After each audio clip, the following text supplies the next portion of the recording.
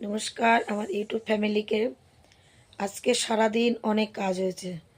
দোতলা পরিষ্কার করেছি, আমাদের দোতলার ছাদ হয়ে গেছে, সেটা পরিষ্কার করলাম আমি, আমার সোনামা, তোমার দাদা ভাই, আমার ছেলে,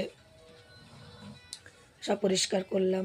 তারপরে দোতলার ছাদের পরে পরিষ্কার করে কাচাকুচো করে সব নেড়ে দিয়ে এসে তারপরে নিচে এসে আবার রান্না করলাম।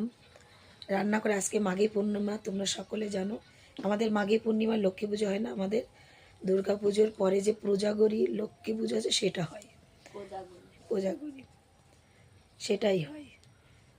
সেই পুজো, সেই লক্ষ্মী পুজোটাই আমরা করি। যাই হোক, দুই বাড়ি নেমন্তন্ন ছিল, সেখানে গেছিলাম প্রসাদ আনতে। প্রসাদ না, স্নান করার পরে রান্না করে তারপরে খাওয়া দাওয়া করলাম।